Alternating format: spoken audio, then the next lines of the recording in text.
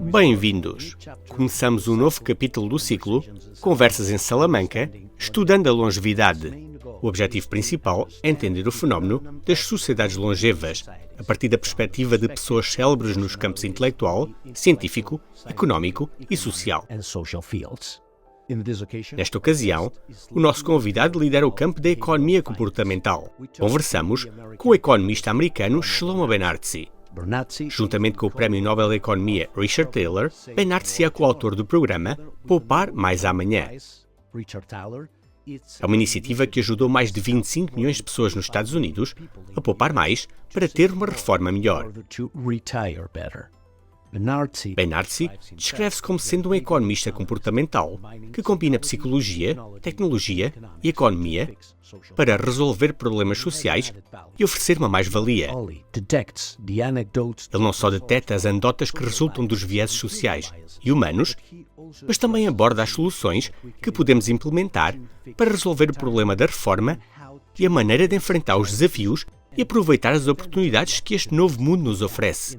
O mundo das sociedades longevas.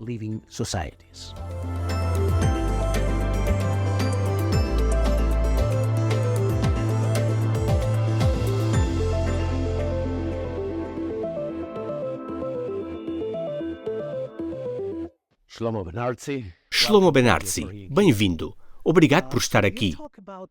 Fala de 3 vieses que nos fazem tomar decisões erradas quando falamos de poupança. Vamos falar sobre isso. Primeiro, fale-nos do viés do presente. O que é isso? O viés do presente é tendermos a viver no aqui e agora. Consideramos o futuro como garantido, mas excedemos-nos. Quase o ignoramos. Pense em fazer exercício. Todos queremos fazer exercício, mas não conseguimos fazê-lo, porque no presente queremos comer, relaxar à frente da TV, ver algo, consultar a internet. Então o viés do presente é geralmente um problema.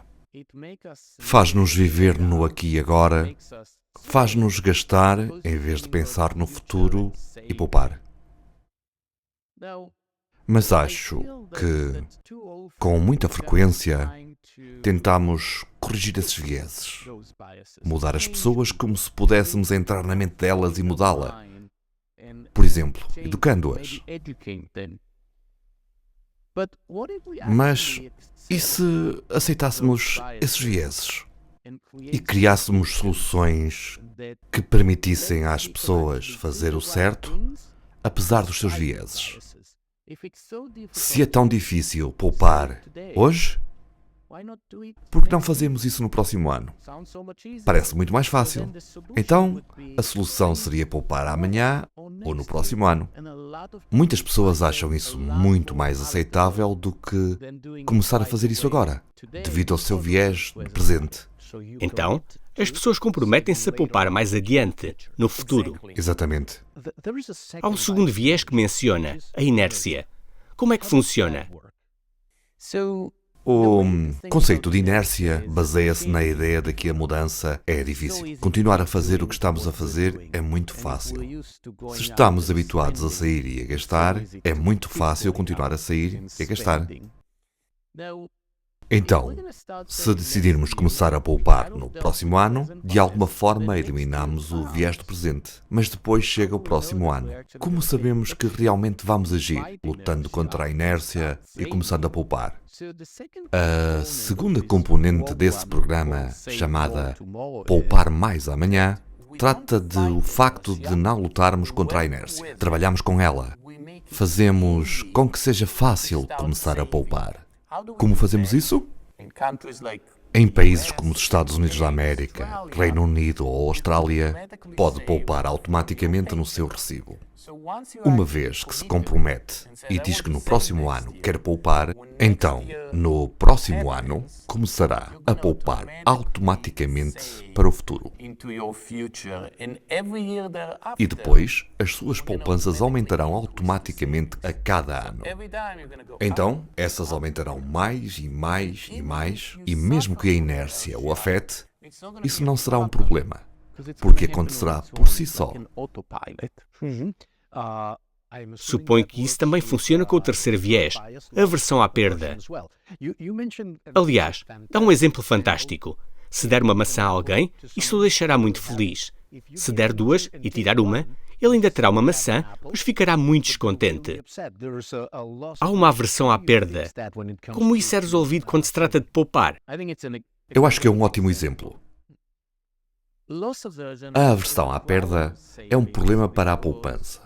Porque se eu lhe pedir para pegar dinheiro e colocá-lo de lado para não poder gastá-lo, isso pode parecer uma perda. Talvez eu não possa sair 3 vezes por semana. Talvez eu deva sair apenas 2 vezes. Não perdeu uma maçã, perdeu uma refeição. Então, quando Richard Thaler e eu criámos o programa Poupar Mais Amanhã, pensámos: qual seria o melhor momento para poupar mais? Tivemos a ideia de fazer isso quando ganha mais dinheiro. Quando recebe um aumento de salário, não precisa de reduzir gastos. Pode continuar a sair. Só precisa pegar parte desse dinheiro extra e de dedicá-lo à poupança. Então, o programa tem essas 3 componentes que mencionou. Comprometer-nos-emos a poupar mais no futuro. Em seguida, essa poupança será automática. E faremos isso quando ganharmos mais dinheiro e for mais fácil encontrar um pouco de dinheiro extra para poupar. 25 milhões de americanos conseguiram poupar mais com a ajuda desse programa, Poupar Mais Amanhã. Então, explique-me como funciona. Conte-me, como é que foi implementado?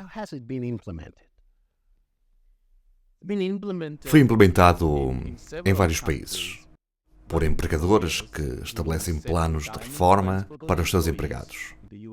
Nos Estados Unidos da América, chamámos-lhe de Plano 401K. Uma vez que um empregado se inscreve, tudo acontece automaticamente, porque o empregador sabe quando eles ganham dinheiro, quanto dinheiro ganham e quanto podem colocar de lado numa instituição financeira.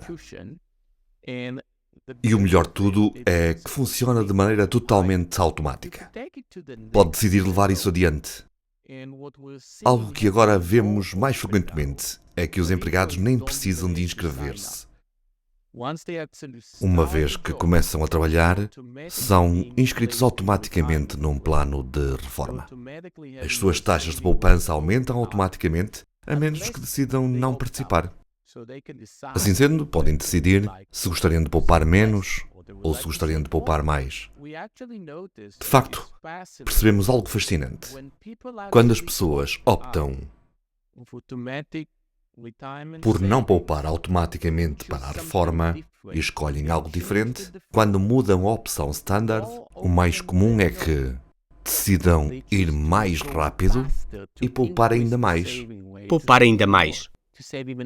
Poupar ainda mais. Alguns poupam menos. Mas se verificar quantos poupam mais e quantos poupam menos, os dados mostram que há mais pessoas que poupam mais.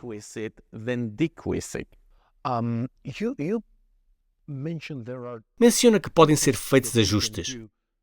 Já mencionou alguns deles, mas explique-me, como faz isso? Engana as pessoas para fazerem coisas que não querem ou incentiva comportamentos que as pessoas já têm? Sim, acho que é uma pergunta-chave. Porque a última coisa que queremos fazer, de uma perspectiva ética, é enganar as pessoas que não querem poupar para que poupem. Nos anos 90, realizámos uma pesquisa, mesmo antes de iniciar o programa.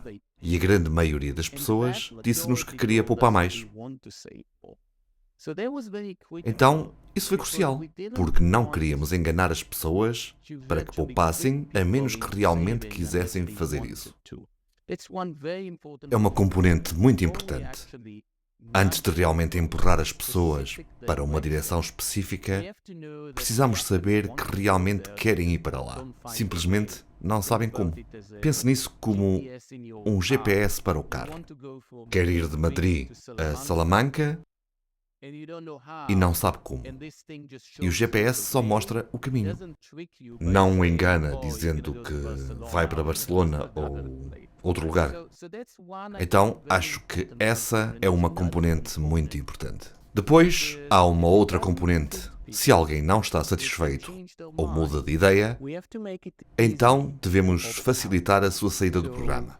Então, quando já projetamos o programa, sempre que nos certificamos de que, se alguém quer sair, por exemplo, se tiver um problema de saúde ou tiver muitos gastos, que possa dizer isso e que seja fácil sair dele. Acho que esses são os dois ingredientes críticos para garantir que estamos a capacitar e a permitir que as pessoas façam o que querem. Não estamos a enganá-las para que façam algo que não querem. Qual é o resultado? Isso é algo que já fez. Já tentou motivar as pessoas a fazer o que querem amanhã, a fazer o que querem fazer no futuro, a conseguir isso. Qual foi o resultado? Os experimentos, a experiência. Qual foi o resultado? A primeira implementação foi nos anos 90, com trabalhadores de baixos rendimentos. Sabe, trabalhadores numa fábrica, o que em inglês chamamos de empregados de colarinho azul, numa linha de montagem. Não ganhavam muito dinheiro. Descobrimos que, com esse programa, a taxa de poupança deles quadriplicou, de 3,5% do salário para quase 14% do salário. Agora estimamos que cerca de 25, 26 milhões de pessoas estão a poupar mais para amanhã. E algo importante é que, ao longo do tempo, houve instituições financeiras que realizaram pesquisas em diferentes lugares, entre pessoas inscritas em programas semelhantes. Elas estão super satisfeitas. Também houve pesquisas de pessoas que optaram por sair. E as pessoas que optaram por sair disseram estar também bastante satisfeitas. Isso é realmente crucial. Elas não disseram que se sentiam traídas. Não disseram que estavam incomodadas com isso. Achavam que era uma boa ideia. Simplesmente não se adaptava às suas necessidades. E achavam bem serem inscritas automaticamente, com a simples opção de desistir. O que sempre facilitamos. Então não é obrigatório. Claro que não. Estamos a falar de investimento privado, cidadãos privados. Os governos deveriam empurrar mais nessa direção? Acho que é uma pergunta excelente. Fizemos um estudo onde analisámos se o governo gostaria que as pessoas poupassem mais. É apenas um exemplo de política governamental. Também analisámos se os governos gostariam que as pessoas tivessem educação superior, que estudassem em escolas superiores e universidades. O que acontece se o governo quer que as pessoas se vacinem? Mas vamos concentrar-nos na poupança para a reforma. Digamos que temos um objetivo e o objetivo é ajudar as pessoas a poupar. Emergências, reforma. Se o governo está a considerar diferentes políticas, qual seria a mais eficaz? Por exemplo, benefícios fiscais. No final, isso mostrou-se muito ineficaz. Não gera muita poupança. Apesar de ser a abordagem maioritária, o sistema mais utilizado, certo? É a solução típica em todo o mundo. Mas não funciona. Quando os governos querem motivar as pessoas a poupar, oferecem benefícios fiscais. E, pelo menos nos Estados Unidos da América, cada dólar que o governo gasta em benefícios fiscais gera aproximadamente um único dólar de poupança. Não há escala. Também analisamos outras intervenções e vimos que há simples empurrões que também poderiam ser 1.600 vezes mais eficazes que os benefícios fiscais. É potentíssimo. Fizemos um estudo com 1 milhão de pessoas no exército dos Estados Unidos da América e descobrimos apenas uma campanha de e-mails com a mensagem correta. Por exemplo, uma explicação clara de como as pequenas contribuições se acumulam com o tempo. Essas campanhas foram 1.600 vezes mais eficazes na hora de gerar poupanças. Fizemos uma análise semelhante no caso da decisão de enviar os seus filhos para a universidade, a motivação para se vacinar e também analisámos o meio ambiente e como motivar as pessoas a serem mais responsáveis com o meio ambiente.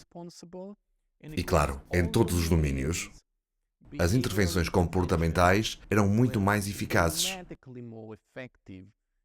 do que as formas tradicionais de motivar os cidadãos a agir de forma responsável. Acho que podemos concluir que os governos provavelmente investem muito pouco, assim como as instituições financeiras com fins lucrativos. Isso é dar empurrões. Isso é motivar ou pelo menos mostrar uma direção. Mas guiar as pessoas? Educar as pessoas? Que papel isso desempenha? Acho que, à medida que aprendemos sobre as diferenças individuais, teremos que envolver as pessoas e personalizar as soluções. Então, um empurrão, fazer com que todos comecem a poupar mais, é um ótimo ponto de partida. Não é perfeito, mas certamente é bastante bom como ponto de partida. O desafio é, ao envelhecer, além de acumular ativos, acumulamos também diferenças. Por exemplo, algumas pessoas terão filhos e outras não. Alguns pais quererão deixar algo para os seus filhos e outros não. Coisas que não sabemos, a menos que nos aproximemos das pessoas e conheçamos as suas preferências. Isso teria um efeito significativo sobre as decisões do gasto durante a reforma. Se preferir deixar mais, deve gastar menos.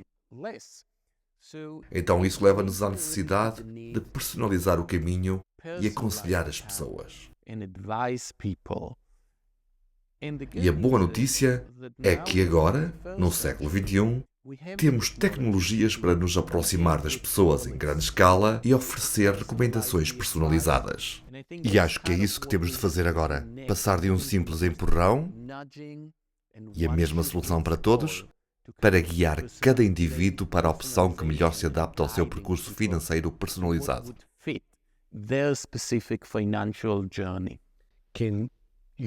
É possível identificar perfis específicos? É possível adaptar-se às necessidades de famílias particulares, utilizadores particulares, poupadores particulares? Isso é realmente viável? Estou totalmente convencido disso. E não acho que seja apenas uma questão de perfis. Falamos literalmente a nível individual. Não há nenhum motivo pelo qual não possamos avaliar as diferentes atitudes individuais em relação às perdas e garantir que as decisões de investimento e gasto sejam coerentes com isso. Ou, por exemplo, alguns reformados preferem gastar o seu dinheiro antes, viajar com os netos, enquanto estiverem fortes e saudáveis e puderem fazer isso. Poderíamos personalizar o uso dos ativos para que o gasto durante a reforma seja suficientemente rápido ou lento para se ajustar às suas próprias preferências. Tudo isso é viável. Estamos em 2024, quase 2025. Virtualmente um quarto do século XXI. A tecnologia está aí. Deveríamos poder fazer isso de maneira económica, para realmente democratizar a consultoria financeira.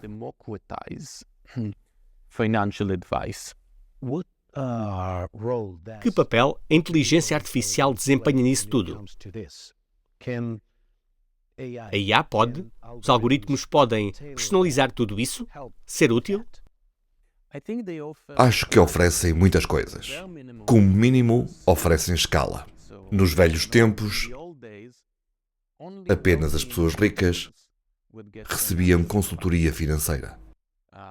De facto, costumávamos referir-nos a esses consultores como gestores de grandes fortunas. Se não é rico, não é para você. E a maneira como eles forneciam essa consultoria, por exemplo, se trabalhasse para Merrill Lynch, haveria um terminal de computador. Inseria as informações do cliente. O computador calcularia a carteira de investimentos ótima. E então levaria o cliente para jogar golfe ou almoçar e falaria sobre isso. A IA não substituirá o computador.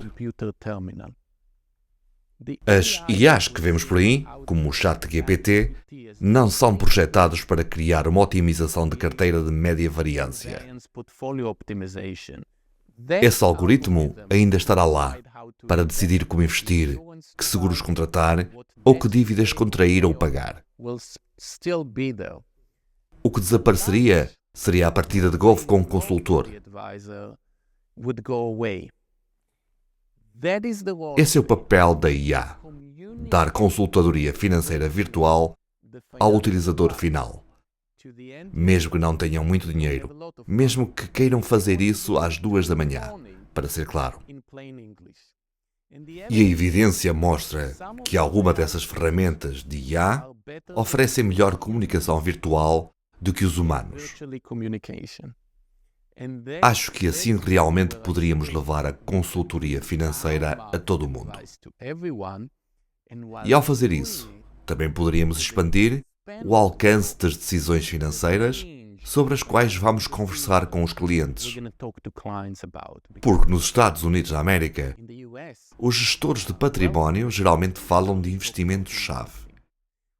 Mas se for à população em geral, o principal problema financeiro é a dívida. Como pago as minhas dívidas de forma eficiente? Proteção, seguros, como garanto que a minha família esteja segurada se algo acontecer comigo? Esse tipo de coisa. De facto, a IA pode ser treinada para fornecer um plano financeiro holístico, em vez de se focar exclusivamente nos investimentos. Então realmente é algo disponível, acessível, económico. Mas ainda há coisas que não sabemos. Acho que à medida que a IA se tornar mais visual, imitando uma experiência audiovisual, acho que não haverá limites. Porque, na verdade, alguém poderia imaginar uma IA que mostre como se sentiria ao reformar-se. Como passaria o seu tempo, a que restaurante iria, criando um filme da sua vida de reformado. Então poderia senti-la mais próxima, e talvez ao senti-la mais próxima e ver que é real, talvez a levaria mais a sério. Ao ver o futuro, pode ver o futuro e tomar decisões hoje.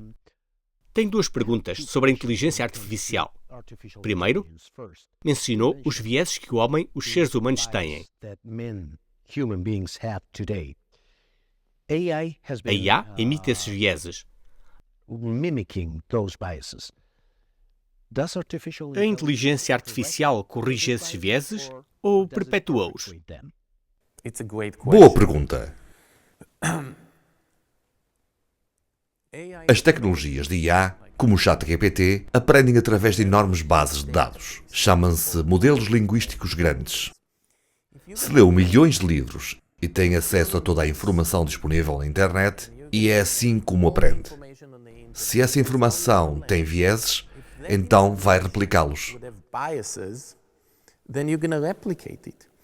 E se fosse capaz de obter tanta informação, para além daquela que um humano pode assimilar, então provavelmente estaria mais seguro de si mesmo. Pensaria que sabe tudo, já que leu todos os livros do mundo. Teria os mesmos vieses, sim.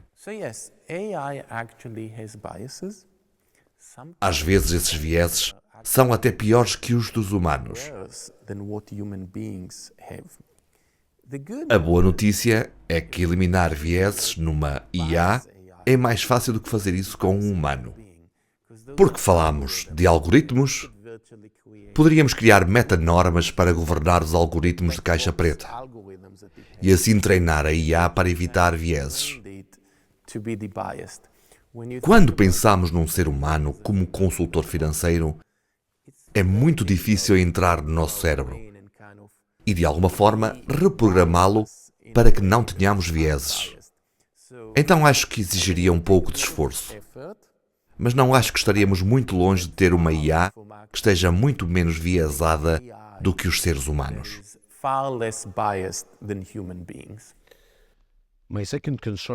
A minha segunda preocupação é quem controla essa inteligência artificial. Agora mesmo, OpenAI, Microsoft, Meta, todos lutam para obter a melhor inteligência artificial e a sua própria inteligência artificial.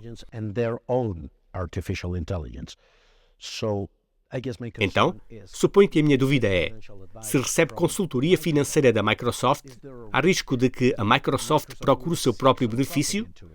Poderia ser que não estejam a aconselhar o que é melhor para si, mas o que é melhor para eles? Existe o risco de sequestro desses modelos? Não há dúvida de que existe o risco de que a IA seja amplamente utilizada para ganhar dinheiro em vez de guiar as pessoas na direção certa. Acho que é por isso que os reguladores devem criar um quadro regulatório apropriado e responsável. Para que a IA seja utilizada de maneira benéfica, e precisamos disso o mais rápido possível. Algo que poderia funcionar seria voltar ao exemplo do consultor Merrill Lynch. O terminal de computador teria de ser feito por especialistas independentes. Não podia ser feito por Merrill Lynch. Teria de ser feito por especialistas independentes. Teria de ser transparente. Os algoritmos teriam de ser conhecidos. Não deveriam causar conflitos de interesse.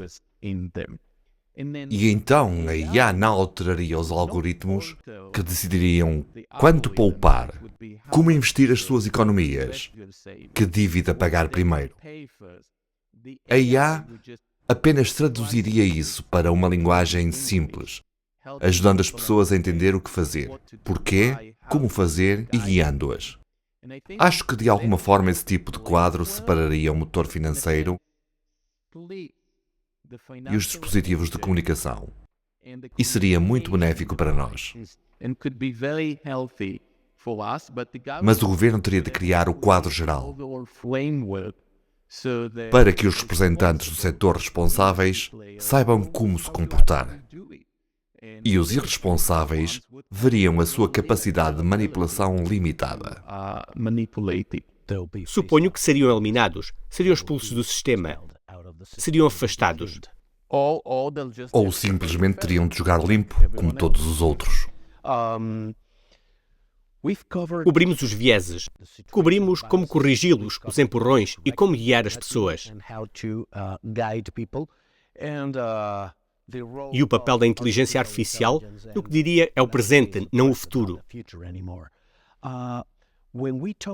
Quando falamos de poupança, e esta é a minha última pergunta, quando falamos da reforma futura, sempre pensamos no bem-estar, em termos de saúde, no bem-estar físico. O que acontece com o bem-estar económico? Qual é o resultado final de tudo isso em termos de bem-estar económico futuro? Acho que essa é uma boa pergunta. Quando olhamos para os dados, pelo menos nos Estados Unidos da América, as pessoas mais velhas não estão preocupadas em adoecer ou morrer. Estão preocupadas em não poder cobrir os gastos quando adoecerem, em ficar sem dinheiro ou em ter que pedir aos filhos que paguem as suas contas. Então, de certa forma, há uma preocupação real com o bem-estar económico. E também sabemos que o bem-estar económico está ligado ao bem-estar geral. Então temos de começar a pensar não apenas em dólares e cêntimos. Temos de começar a pensar em como as pessoas aproveitam a reforma. De que bem-estar económico e bem-estar geral elas tiram proveito. E agora estamos a encontrar maneiras de medi-lo. E parece que uma componente crítica é a preocupação com o dinheiro. Quanto mais pudermos reduzi-la, mais poderemos proporcionar tranquilidade económica e maior será o bem-estar económico. Um fator muito importante é a consultoria. Descobrimos que receber consultoria financeira tem o mesmo impacto positivo sobre o bem-estar económico que um aumento salarial de 82%.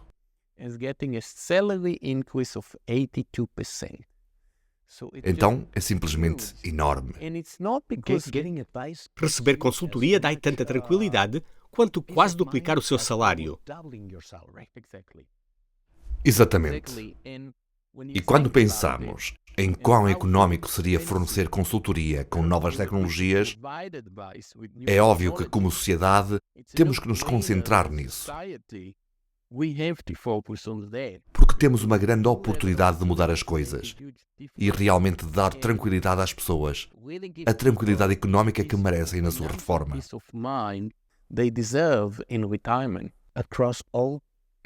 Em todos os grupos populacionais, ou é mais relevante para os mais pobres? Porque os ricos já têm consultores financeiros, só para que sejamos claros. Os ricos têm duas coisas a seu favor. Eles são ricos, têm mais. Então é menos provável que fiquem sem dinheiro. Mas também costumam ter mais fácil acesso a receber consultoria. Acho que as novas tecnologias podem ajudar-nos a democratizar o acesso à consultoria e a fechar algumas das lacunas sociais em termos de bem-estar financeiro, levando essa tranquilidade à população em geral e minimizando as diferenças. Shlomo Ben-Artzi, Economia Comportamental e a solução para a crise da reforma. Muito obrigado. Foi um prazer. Foi um prazer ouvir e aprender consigo. Muito obrigado. Muito obrigado.